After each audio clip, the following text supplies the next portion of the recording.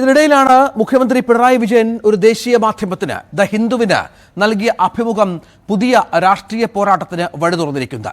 അഭിമുഖത്തിലെ പരാമർശങ്ങൾക്കെതിരെ ലീഗും PV അൻവറും അടക്കം അതിരൂക്ഷ വിമർശനങ്ങളുമായി രംഗത്തെത്തി.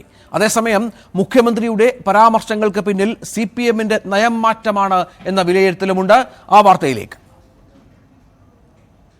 യുദ്ധപ്രഖ്യാപനം നടത്തി മുന്നേറുന്ന PV അൻവർ എംപിലേക്ക് മറുപടി എന്നോണമാണ് ദി ഹിന്ദുവിലെ പിണറായി വിജയന്റെ പരാമർശങ്ങൾ.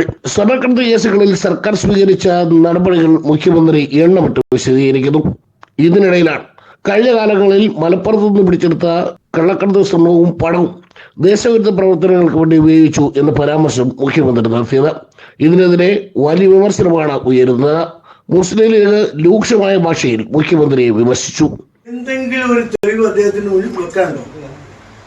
എന്തെങ്കിലും ഒരു തെളിവ് മലപ്പുറം ജില്ലയിൽ ചെയ്തു എന്നത് കരിപ്പൂർ എയർപോർട്ട് അവിടെ ആയതുകൊണ്ട് ആ എയർപോർട്ടിലൂടെ വരുന്ന സ്വർണത്തെ കുറിച്ചായിരിക്കാം അദ്ദേഹം പറയുന്നത്. അത് മലപ്പുറം ജില്ലയിലാണ്. അവിടെ പിടിക്കപ്പെട്ടില്ല. ഏറോവ് കണ്ണൂർ ജില്ലക്കാരാണ്. കണ്ണൂർ ജില്ലയിൽ നിന്നുള്ള ആളുകൾ പോയിട്ടാണ് അവിടെ സ്വർണം കടത്തുന്നവരെ തട്ടിക്കൊണ്ടു പോകുന്നത്.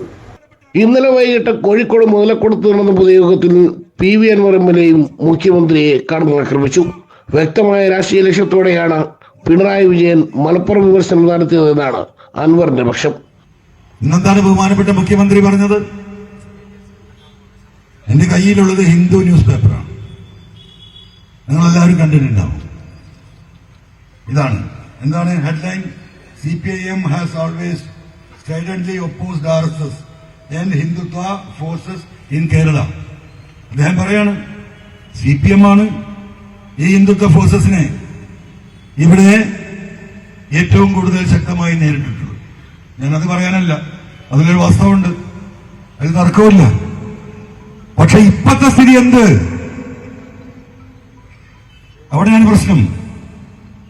ഇതിൽ അദ്ദേഹം പറഞ്ഞു വരുന്നത് മലപ്പുറം ജില്ല സംസ്ഥാനത്തെ ഏറ്റവും വലിയ ക്രിമിനൽ സംഘത്തിന്റെ കേന്ദ്രം. ആരോടാ പറയുന്നത്? ഹിന്ദു ന്യൂസ് പേപ്പറിനോട്.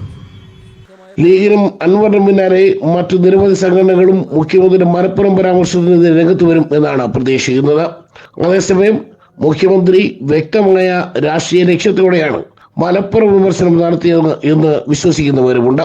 ഇക്കഴിഞ്ഞ ലോക്സഭാ തെരഞ്ഞെടുപ്പിലടക്കം നേരിട്ട കനത്ത തിരിച്ചടി മറികടക്കാൻ കൈവിട്ടുപോയ ഹിന്ദു പിന്നോക്കോട്ടുകൾ തിരിച്ചുപിടിക്കാനാണ് മുഖ്യമന്ത്രിയും പാർട്ടിയും ശ്രമിക്കുന്നതെന്ന് വിശ്വസിക്കുന്നവരും ഉണ്ട്.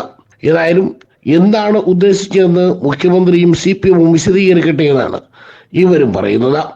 Political desk, news 18.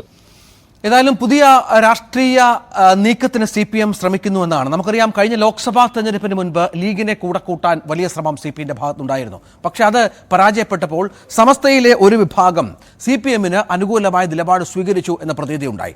പക്ഷേ ഇതൊന്നും ഈ സമസ്ത, ലീഗ്, റിഫ്റ്റ് ഒന്നും ലോക്സഭാ തെരഞ്ഞെടുപ്പിൽ പ്രതിഫലിച്ച് കണ്ടില്ല. നിരവധി ന്യൂനപക്ഷ കാർഡുകൾ CPM ആ സമയത്ത് ഇതുമായി ബന്ധപ്പെട്ട് ഇറക്കി. പക്ഷെ അതൊന്നും ഫലം കണ്ടില്ല. ഏറ്റവും ഒടുവിൽ ഇതുമായി ബന്ധപ്പെട്ട്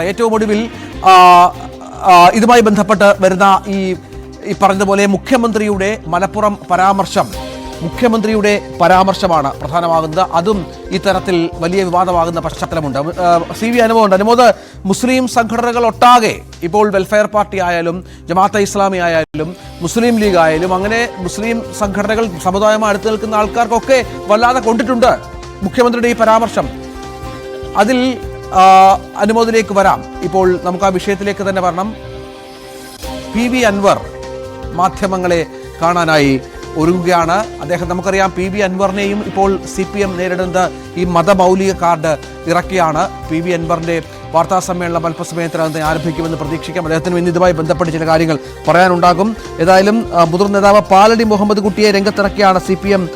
മതമൗലികവാദ സംഘടനകളാണ് അൻവറിന്റെ പിന്നിൽ, SDP-യും ജമാഅത്തെ ഇസ്ലാമിയും പോലെയുള്ള സംഘടനകൾ എന്ന് പറഞ്ഞു വെച്ചത്. നമുക്ക് ആ ദൃശ്യങ്ങൾ അൻവർ ഇപ്പോൾ അല്പസമയത്തിനകം മാധ്യമപ്രവർത്തകരെ കാണും. വാർത്താ സമ്മേളനത്തിൽ അദ്ദേഹം തുടങ്ങുകയാണ്.